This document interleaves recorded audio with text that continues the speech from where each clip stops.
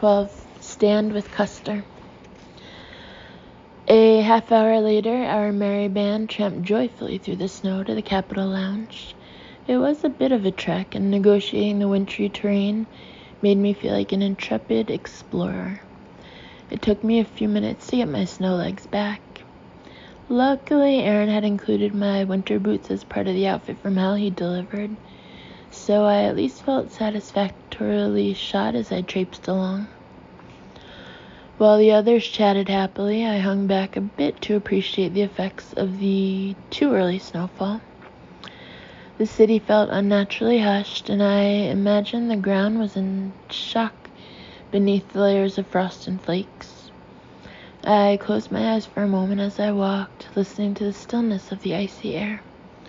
When I opened them again, I was struck anew by how everything glistened a premature silvery blue.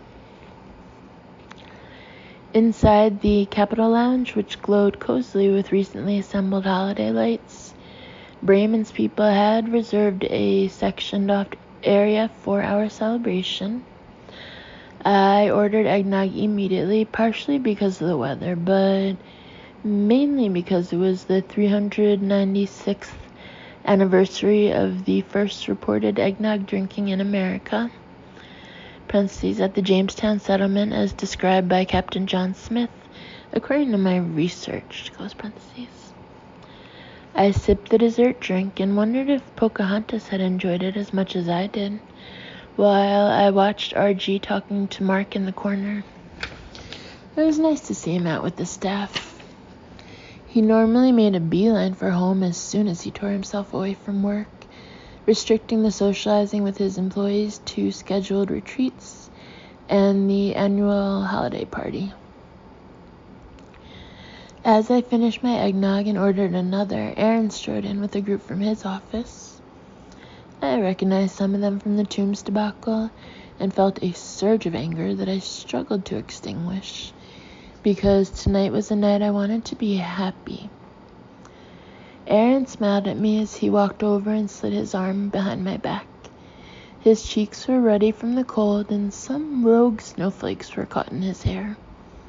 I felt my neck rash burn beneath my scarf. "How's my girl?" he asked. I tilted my head and kissed him. "Well, babe, maybe we should save it for later," he said, as he looked around. Though I thought about mentioning that he should be happy I was kissing him at all, I knew he was right. We were surrounded by work, and PDA wasn't the most professional mode of behavior. I had gotten carried away by the moment, and possibly the rum. "Sorry, I'm just glad to see you," I explained. Me too, he assured me, and I'll be right back. I just gotta make a quick call. "Have you met Matthew?" he asked as he turned me towards one of his colleagues and excused himself. I had met Matthew, but it had been very briefly at a fundraiser. I was about to remind him of it when he started shaking his head. "No, I don't believe I've had the pleasure," Matthew said. "All right, fine." I determined not to let that bother me, even though it always irked me when people didn't remember that we'd met. I hated feeling inconsequential, though I'd grown used to Bremen staffers treating me like I was. Matthew was smiling expectantly at me, without a trace of recognition in his busy eyes. "Good to meet you," I said graciously. The arrival of Bremen and his posse of reporters interrupted our small talk. They set up court at one end of the bar. As I went for a drink refill nearby, I got a closer look at them and was dismayed to recognize Charlie Lawton among the group. I didn't want that treacherous little worm around during a night I was trying to celebrate. He had yet to be punished for his awful article. I glowered at him and wondered where Aaron was. My honor needed to be defended. Before it could be properly avenged, Bremen started making a show of calling RG over. "And this guy's a real soldier," Bremen said heartily. I turned to watch RG smile at the group, and I noticed that the little line between his right eye and ear had gone hard, which meant he was annoyed. You couldn't tell from any other part of his demeanor, but I had a lot of experience crossing that little line. I understood the irritation. On top of all the other ways he was a jerk, Brayman was also infamous within his own party for pursuing positive press through any means necessary, which often meant selling out members of his own party to make himself look better. Typically, he'd powwow with one of his hometown journalists and feed them a story that served his purposes, making sure they never hinted that he was the direct and only source. What surprised me about Brayman's antics was how desperate he was to constantly build himself up, even in regards to the most trivial things. He didn't hesitate to tear into his closest allies in this relentless quest. Over the years, Brayman had successfully reaped dozens of good stories and the intense dislike of many of his colleagues in the Senate. I watched as RG deflected Brayman's false praise and extricated himself from the clutch of reporters as soon as he could. Something in Brayman's expression as RG walked away made me lean in closer as he turned back to the reporters. I pretended I was retrieving a bar napkin and strained to hear. He didn't do crap for the bill, but still, it's always good to make the little guys feel appreciated, Brayman said in a dropped voice that only the listening journalists and I could overhear. Even if you're the one who did all the work. He shrugged and clapped Charlie on the back. That's off the record, of course. Now, who wants another round? Horrified and struggling not to launch myself, fists flying at Brayman's head, I picked up a bar napkin and retreated to the far corner. Feeling like I might explode, I downed my eggnog and contemplated revenge. Should I tell RG? Where the hell was Aaron? I found RG first. He didn't seem fazed by my report. He just sighed and nodded his head. Yep, that sounds like John. But can't we do something? Shouldn't you go set the record straight? I sputtered. RG smiled warily at me. Just be happy about the bill, Samantha, and don't worry about the rest. Focusing on that bullshit only perpetuates it, and we have more important things to do. I nodded slowly, and as I watched a passing group swarm RG with congratulations, I felt myself grow calmer. He was right. We were above Raymond's jackass games, and though I hoped that sooner or later they would catch up with him, I tried not to waste any more energy on the topic. A little later, as I was congratulating myself on my new attitude, I spotted Aaron talking and laughing with Brayman, Natalie, and the clutch of reporters. I felt angry all over again, but unable to do anything except furiously glare at the little group. None of them seemed to notice until, as the other journalist scribbled, Charlie looked over and met my gaze. He stared steadily at me for a long moment, which was very unsettling. Aaron finally noticed Charlie's lack of attention and turned around to identify the distraction. Seeing me, he excused himself and walked over. Having fun? I asked icily. Come on, let's not fight tonight, babe, Aaron replied. Do you know what Brayman just did? I demanded. Sammy, Aaron said in a half-pleading, half-exasperated tone. He took complete credit for the bill. I heard him. And you know what that makes him? A liar. A horrible liar. I can't believe you work for him. And I can't believe you were just talking to those reporters. Do you know that's Charlie Lawton sitting over there? He trashed me. Why are you associating with all these awful, awful people? Aaron looked thoughtful. So that's who that is, he mused. I felt like I might scream. Aaron seemed to sense I was on the verge. He snapped back into appeasement mode. Baby, I'm sorry. I didn't know that was Charlie, whatever his name is. And I didn't know Brayman did that.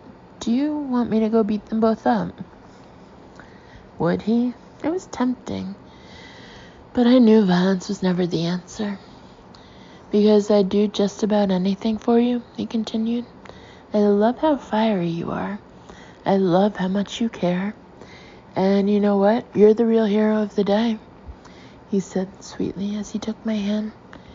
You've done incredible work and we need to celebrate, so let's just focus on that, okay? RG's words echoed in my head in the pause that followed. Both he and Aaron had good points. I sighed deeply and tried to release my anger so I could rededicate myself to having a good time. I had done good work, and the bill had passed. Okay, I nodded, to Aaron's evident relief. Perfect.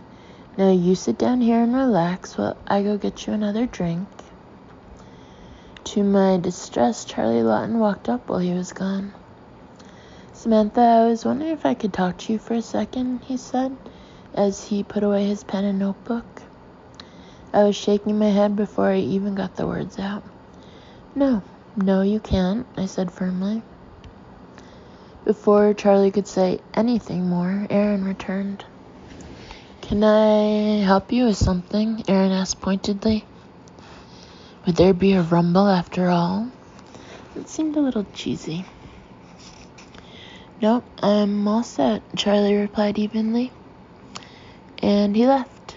Aaron sat down next to me. Are you alright, gorgeous? He asked. I nodded. I was.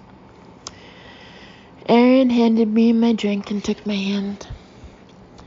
3 hours later, long after RG and Brayman and most of the crowd had left, Aaron and I lingered at the bar and flirted tipsily with each other.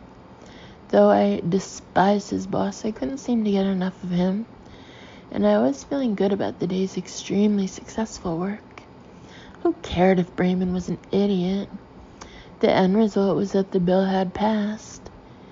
As Aaron twirled a piece of my hair around his finger, I glanced over my shoulder and was delighted to see Mona and Mark camped out together, deep in what appeared to be a very intimate conversation. They were both giggling, and Mona was gingerly touching Mark's arm as she leaned in close. I tugged Aaron over to them. Do you guys want to grab a bite to eat with us? I asked warmly. A double date would be the perfect way to celebrate the success of my matchmaking endeavor. Mona and Mark glanced at each other. Actually, Mona and I were going to go, watch a movie, Mark said as he mimed an old-fashioned movie projector. I doubted they were going to watch it on one of those. Oh, great, I smiled happily. What did it matter as long as they were finally getting together? That was the important thing. What movie? I asked amiably. We don't know yet, Mona said quickly. Through the pleasant haze of my 7 eggnogs, it was dawning on me that perhaps I should have just left Mark and Mona alone. Enjoy the movie, Aaron intervened. See you all around. Mark and Mona smilingly waved us away.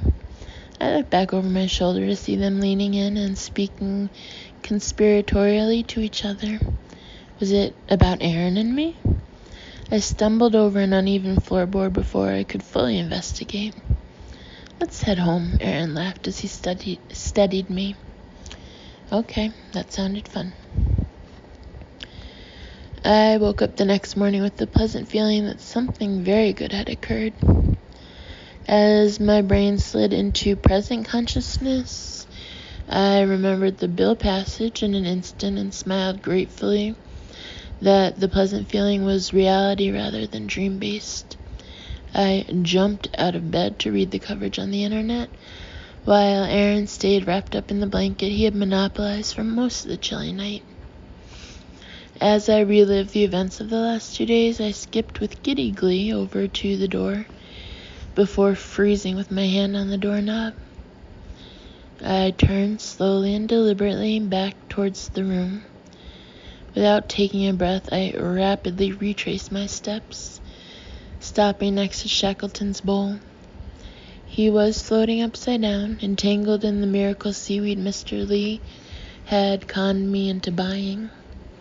I'd seen him in this death pose before, but this time something was different. There was a new stillness about his bowl, as though the water molecules had transformed into a slightly different element in response to a silent but momentous development. I knew even before I used the fishnet to fruitlessly prod his vacated body that this time he was truly dead. I sank down to the floor to process the news. I was a little surprised to discover that despite a certain hardening I developed towards Shackleton in response to his penchant for crying dead, I still felt soft and despairing when confronted with the confirmed permanent loss of him. I had cried for Shackleton so many times that my tears now felt familiar, as if they already knew their favorite ways down my face. I sat on the floor trying to stop crying for what, after all, was just a fish, but found myself unable to pull it together. "Are you okay?" Aaron mumbled from the bed. "I'm fine," I sobbed unconvincingly. "Shackleton's dead," I clarified after a moment. "Babe, he's always dead," Aaron responded. "Why don't you come back to bed?" I glared at the foot of the bed from my seated position. "No, he's really dead this time. He went through with it." "No way, for real?" This was enough to get Aaron to sit up. He came over and examined the bowl. He even did his own prodding, which felt like a violation. I snatched the net from him. "Wow, he really is this time," Aaron agreed. He turned towards me and folded me into his arms. "I'm sorry, babe. You want me to flush him?" Perhaps he thought this was a chivalrous move. I disagreed. I wriggled away from him. "No, I don't," I said bitterly. All at once I blamed him for Shackleton's death. Maybe I was just lashing out, or maybe I was channeling my anger over other things for which I felt I'd let Aaron off the hook too easily. Or maybe he was rightfully to blame. He'd been the last one to have contact with Shackleton after all. I had asked him to tend to him when he'd stopped by my apartment to fetch my change of clothes. "Did you feed him the other day like I asked?" I flung the question accusingly. Aaron looked bewildered. "Who, Shackleton?" he asked, as if to buy some time. "Of course I did, baby. Look, I know you're upset. I'm really sorry," he finished. Did he sound guilty, or was it my imagination? I bet he hadn't fed him, thereby depriving Shackleton of crucial sustenance needed to fuel his perpetual battle against the end of his life. I bet Aaron had forgotten, just like he always forgot to charge his cell phone, just like he was going to forget to pick up our daughter Riley from preschool. Well, I wouldn't stand for it. "I think I just need to be alone for a little while," I said irrationally as I wiped the corners of my eyes. Aaron looked very surprised. "Oh, okay, sure," he responded. "Just give me a second to get dressed." As soon as he left, I was seized with regret. Had I really just orchestrated his departure? Hopefully he didn't think it was any sort of permanent arrangement. What had I done? Now a long, blizzardy, hungover Sunday stretched before me, with nothing to do but stare at my dead fish all alone, while my boyfriend wandered off to other adventures. This was an entirely self-inflicted, terrible turn of events. And on top of it all, my stomach hurt from all the eggnogs I'd drunk, providing further evidence that I might be developing lactose intolerance. I ended up having a short, simple toilet flushing ceremony for Shackleton, complete with the reverent playing of the Beatles' Octopus's Garden. As I watched Shackleton spiral out of my life forever, I spoke a heartfelt prayer and mused about fish heaven. Whatever it entailed, I hope my sturdy little explorer would enjoy his new expedition. I finally got on my computer and Googled the news articles about the defeat of the filibuster and the passage of the bill. Despite my real sadness over Shackleton's passing, I felt able to recapture a buoyant sense of pride in the developments of the last few days, and I was eager to soak up the coverage. But my satisfaction quickly soured as I read. In practically all of the accounts, the credit went entirely to Bremen. Apparently, his off-the-record comments had produced the intended effect. He'd successfully duped the journalists into believing he'd been the main force behind the effort.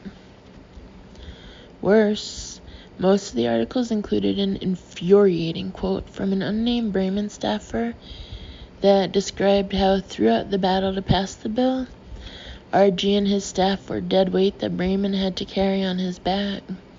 They're amateurs, and we had to spend a lot of time cleaning up their little messes. Treachery. I knew we should have made more of an effort to set the record straight. Bremen avoided direct quotes, but his staffers clearly didn't. And that quote smacked of Natalie. How dare she? This was a new low, even for an evil fembot. Aaron was lucky that he'd left, for I surely would have taken out my freshly fueled rage on him. I'd asked him a million times, but how could he work with such exquisitely awful people? That quote was just pointlessly destructive and mean, not to mention inaccurate. We'd worked together, and the bill had passed. Why did Natalie have to poison the victory by maligning us in such a nasty way? Was that really how the game had to be played? If so, I opted for a rules change and some retribution, please. The only article that didn't give all the credit to Bremen or include that detestable quote was Charlie Lawton's in the Washington Post. I was surprised. I already associated him with unfairly negative spin, so I assumed he'd be among the culprits. Perhaps he was turning over a new leaf. Though I appreciated that he'd written a far more truthful article than the others, it didn't make up for his past crimes. I still hated him. Goodness, I hated so many people these days. That couldn't be a healthy thing. I glanced at Shackleton's empty bowl and felt an overwhelming sense of loss.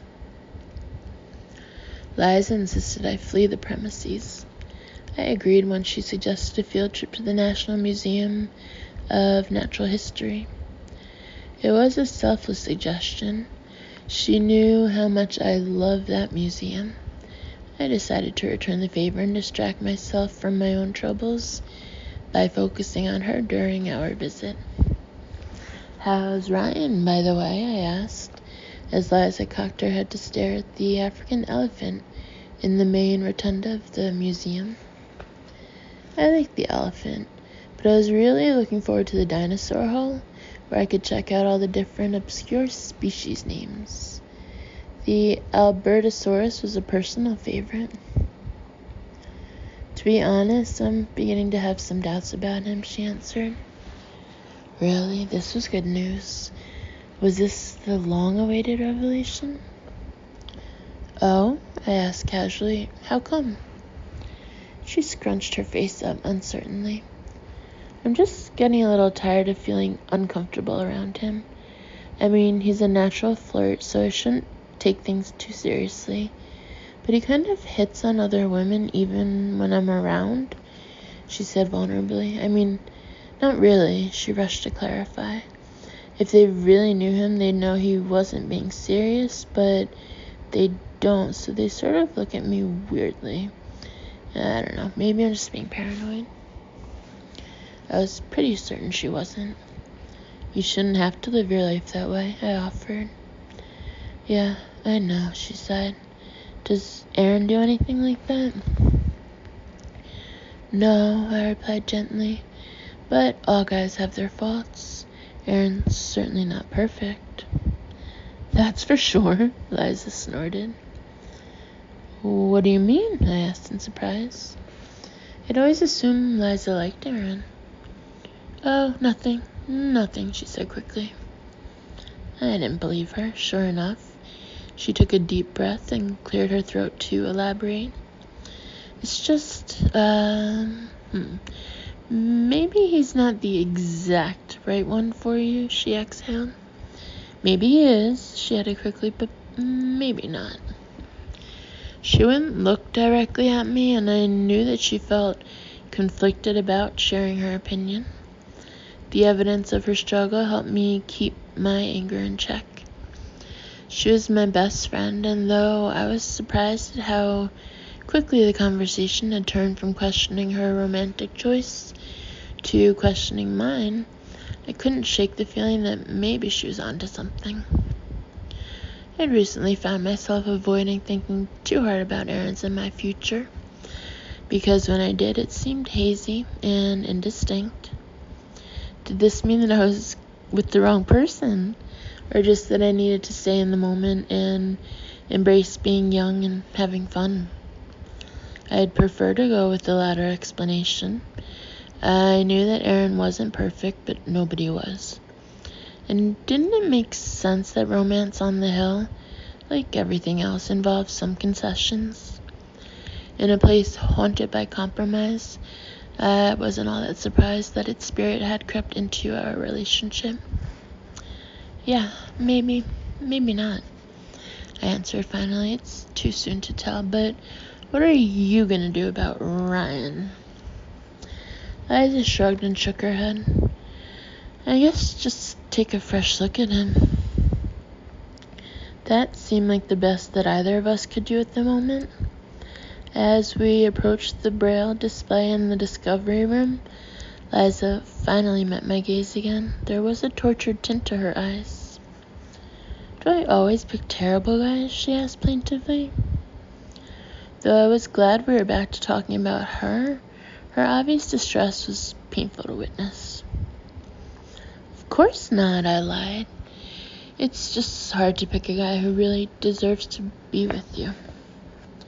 That last part was true. Liza had a knack for picking insufferable boyfriends, but this proclivity did not make her deserving of them. I didn't know how to help beyond praying that an amazing person be flung in her path before she came too attached to one of her bozos. Thanks, she said gratefully. Monday morning arrived swiftly, and returning to work after the Bill victory felt like a happy chore. I could sense a positive shift in the way people viewed me at the office. Even Janet seemed to take me a bit more seriously. I tried not to let myself get carried away and fantasize that I was the new office rock star, but it was hard. I'd always wanted to be a rock star. They got away with calling themselves things like Slash and The Edge with completely straight faces. The Senate passed the final appropriations bill and adjourned until the new year, which completely changed the frenetic atmosphere that had permeated the Hill since the beginning of September. Though the work continued, there was a more relaxed, festive spirit to the place, and before I knew it, Thanksgiving was 24 hours away. Aaron and I were back on good terms. After getting kicked out of my apartment, he had bought me flowers and made a small donation to the Custer Society in Shackleton's name, and most importantly, he called to express his outrage over Natalie's quote. I'm going to give Natalie a piece of my mind and talk to Brayman. I know you don't like him, but he can be reasoned with, and this sort of thing just absolutely can't go unpunished. On top of being completely false, what Natalie said reflects poorly on all of us, and most unforgivably it hurts you. She can't get away with it. I won't let her. He sounded genuinely indignant, and I had felt adequately supported and defended. Later, he described the fight he'd gotten into with Natalie and how Bremen had agreed to bring up the issue at their staff meeting. Though I could look after myself, I appreciated Aaron standing up for me. Back in his arms, it felt good to be cared for. I snuggled up against him and wished I didn't have to leave. "Are you gonna miss me?" I inquired. "Of course I am. This place isn't the same without you," he answered, as he helped me gather some of the clothes I had managed to strew all over his room. It was on the way to the airport that he said it. We were 2 stops away, and I'd been resting my head on his shoulder in a sleepy, subway-induced haze. Aaron was nuzzling my hair. "Hey, darling, are you awake?" he asked. I sat up straight despite myself. Had he just called me darling? He'd never called me anything except my name or some version of baby. What did the introduction of a new term of endearment signify? Did we need to discuss this? "What did you just call me?" I asked incredulously. He looked uncertain. I realized too late that it wasn't cool to make a big deal of this. "Nothing," he said lamely. Oh, great, now I'd embarrassed him. Why hadn't I just gone along with it? "I think you called me darling, which I'm fine with," I said, in a less pointed and much more encouraging tone. He looked relieved. I hadn't meant to make a production of the whole thing, but the darling had taken me off guard. It had seemed so un-Aaron that I just wanted to be certain it was what he'd really said. He kissed me tenderly and assured me that it was. Too soon we were at the transfer stop. I reluctantly left Aaron and battled the crowds on my way back to Cincinnati, vaguely happy that I was somebody's darling.